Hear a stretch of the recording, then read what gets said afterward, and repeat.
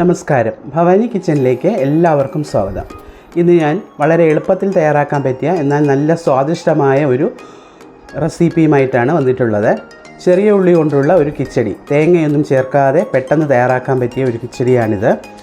ഇത് നമുക്ക് ചോറിനൊപ്പം കഴിക്കാൻ പറ്റുന്ന, ചപ്പാത്തി പൂരിയുടെയൊക്കെ ഒപ്പം കഴിക്കാൻ പറ്റുന്ന ഒരു നല്ല റെസിപ്പിയാണിത്. വളരെ പെട്ടെന്ന് തന്നെ നമുക്ക് തയ്യാറാക്കി എടുക്കാൻ പറ്റും. അപ്പം ഇതിലേക്ക് എന്തൊക്കെയാണ് വേണ്ടതെന്ന് നോക്കാം. ചെറിയ ഉള്ളി, ഒരു 250 ഗ്രാം ചെറിയ ഉള്ളി തൊലിയെല്ലാം കളഞ്ഞ് കഴുകി വൃത്തിയാക്കി എടുത്തിട്ടുണ്ട്. കൂട്ടത്തിലൊരു 3 പച്ചമുളകും, ഇത്രയും മാത്രം മതിയാവും നമുക്കിതിലേക്ക്. പിന്നെ ഞാനൊരല്പം കറിവേപ്പിലയും കൂടെ എടുത്തിട്ടുണ്ട്. ഇത് നമുക്ക് ഏറ്റവും ചെറുതായിട്ട് തന്നെ അരിഞ്ഞെടുക്കുക. ഉള്ളിയും പച്ചമുളകും വളരെ ചെറുതായിട്ട് അരിഞ്ഞെടുത്ത് നമുക്കിത് വഴറ്റി തയ്യാറാക്കാനുള്ളതാണ്. അതുകൊണ്ട് ഉള്ളി എപ്പോഴും നല്ല അതും സവാളയല്ല, ചെറിയ ഉള്ളി തന്നെ എടുക്കുക, എങ്കിൽ മാത്രമേ നമുക്ക് ആ സ്വാദ് കിട്ടത്തുള്ളൂ.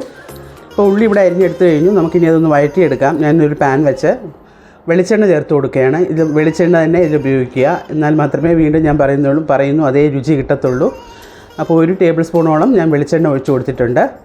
നമുക്കിതിലേക്ക് അരിഞ്ഞു വെച്ചിരുന്ന ആ ചെറിയ ഉള്ളിയും പച്ചമുളകും ചേർത്ത് കൊടുക്കാം. ഇത് രണ്ടും ചേർത്ത് ഒരു 3-4 മിനിറ്റോളം ഒന്ന് വഴറ്റണം. നമുക്ക് ചുമക്കയൊന്നും വഴറ്റേണ്ട ആവശ്യമില്ല, പക്ഷേ ഒരു കണ്ണാടി പരുവത്തിലൊന്ന് വഴറ്റിയെടുക്കേണ്ടതുണ്ട്. ഇനി നമുക്കിതൊന്ന് പെട്ടെന്ന് വഴന്ന് കിട്ടാനായിട്ട് അല്പം ഉപ്പ് കൂടെ ചേർത്ത് കൊടുക്കാം. കൂട്ടത്തിൽ ആ കറിവേപ്പിലയും കൂടെ ചേർക്കാം. കറിവേപ്പില ഞാൻ വലിയ കറിവേപ്പിലേണ്ട ഒന്ന് മുറിച്ചാണ് ഇട്ടിട്ടുള്ളത്. രണ്ടും കൂടെ ചേർത്ത് ഞാൻ പറഞ്ഞില്ല, ഒരു 3-4 മിനിറ്റോളം നമുക്കൊന്ന് വഴറ്റി കൊടുക്കേണ്ടി വരും, മീഡിയം ഫ്ലെയിമിൽ വെച്ചിട്ട്. ഒത്തിരി ഒന്ന് ചുമന്നു പോകാതെ നല്ല കണ്ണാടി പരുവം, ഒന്ന് അടച്ച് വെച്ച് വേവിച്ചാൽ പെട്ടെന്നൊന്ന് വെന്ത് കിട്ടും. ഇതായിപ്പോൾ ഇതോ കണ്ട നല്ല പാകത്തിന് വഴന്ന് കിട്ടിയിട്ടുണ്ട്. ഇതുപോലെ ഒന്ന് വഴന്ന് കിട്ടിയാൽ മതിയാവും. ഒരു കണ്ണാടി പരുവം. നമുക്കിനി ഇത് ഒരു പാത്രത്തിലേക്ക് മാറ്റാം. ഇനി നമുക്കിതിലേക്ക് തൈരാണ് ചേർത്ത് കൊടുക്കേണ്ടത്. അധികം പുളിയില്ലാത്ത നല്ല കട്ട തൈര് വേണം ചേർക്കാനായിട്ട്. നമ്മൾ എത്രയാണോ ഉള്ളി എടുക്കുന്നത് അതനുസരിച്ച് തൈര് എടുത്തുകൊള്ളുക. ഞാനിപ്പോൾ ഇവിടെ ഒരു കപ്പോളം തൈര് ചേർക്കുന്നുണ്ട്. കുറേശ്ശെ ചേർത്ത് കൊടുത്താണ്. ആദ്യം നമുക്ക് കുറച്ച് ഒഴിച്ചു കൊടുക്കാം. അത് കഴിഞ്ഞിട്ട് പിന്നെ പോരാന്നുണ്ടെങ്കിൽ വീണ്ടും ഒഴിച്ച് ചേർത്ത് കൊടുക്കുക. തൈര് അല്പം കൂടുതലായിട്ട് തന്നെ നിൽക്കണം. അപ്പോൾ നല്ലവണ്ണം ഒന്ന് മിക്സ് ചെയ്ത് കഴിഞ്ഞാൽ ഉള്ളിയുമായിട്ട് ഇത് നമുക്കിതിലേക്ക് ആവശ്യത്തിനുള്ള ഉപ്പ് കൂടെ ചേർത്ത് കൊടുക്കാം.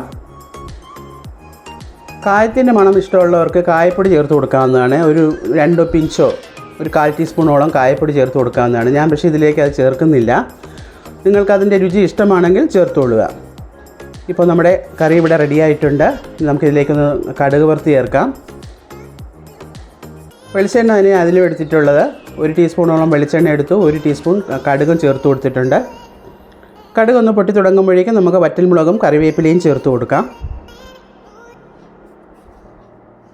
ഇത്രയും എളുപ്പത്തിലാണ് നമ്മൾ ഈ കറി തയ്യാറാക്കുന്നത്. പക്ഷേ വളരെ സ്വാദിഷ്ടമായ ഒരു റെസിപ്പിയാണിത്. നമുക്കിത് വിരുന്നുകാരൊക്കെ വരുമ്പം പെട്ടെന്ന് തയ്യാറാക്കി കൊടുക്കാൻ പറ്റിയ ഒരു കിച്ചടിയാണിത്. തേങ്ങ ചേർക്കുന്നില്ല എന്ന് മാത്രമേ ഉള്ളൂ.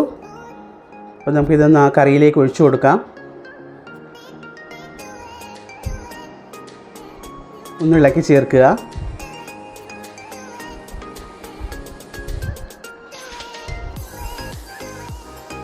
വളരെ രുചികരമായ നമ്മുടെ തേങ്ങ ചേർക്കാത്ത കൊച്ചുള്ളി കൊണ്ടുള്ള കിച്ചടി ഇവിടെ റെഡിയായിട്ടുണ്ട്. ഞാൻ നേരത്തെ പറഞ്ഞല്ലോ, നമുക്ക് ചോറിനൊപ്പം വളരെ നല്ലതാണ്. പിന്നെ ചപ്പാത്തി പൂരിക്കൊക്കെ ഒപ്പം കഴിക്കാൻ നല്ലതാണിത്. പൂരിയുടെ കൂടെ കഴിക്കാനും വളരെ ടേസ്റ്റാണിത്. നമ്മൾ ചെറിയ ഉള്ളിയാണല്ലോ, ഒത്തിരി അങ്ങ് വെന്തും പോകുന്നില്ല. അപ്പോൾ നമുക്ക് വളരെ ടേസ്റ്റാണിത് കഴിക്കുമ്പോൾ. നിങ്ങൾ തയ്യാറാക്കി നോക്കുമ്പോൾ നിങ്ങൾക്കത് മനസ്സിലാകും. ടേസ്റ്റിയായ ഈ ഉള്ളിക്കറി നിങ്ങളും ഇതേപോലെ ഒന്ന് തയ്യാറാക്കി നോക്കുക. ഇഷ്ടപ്പെടുകയാണെങ്കിൽ ലൈക്ക് ചെയ്യുക, നിങ്ങളുടെ ഫ്രണ്ട്സിനും റിലേറ്റീവ്സിനും ഒന്ന് ഷെയർ ചെയ്യുക. നിങ്ങളുടെ വിലയേറിയ കമൻസും എന്നെ ഒന്ന് അറിയിക്കുക. എൻ്റെ ഈ വീഡിയോസ് ആദ്യമായിട്ട് കാണുന്നവരുണ്ടെങ്കിൽ ഒന്ന് സബ്സ്ക്രൈബ് ചെയ്യാനും മറക്കാതിരിക്കുക. വീണ്ടും നമുക്ക് ഉടനെ തന്നെ കാണാം.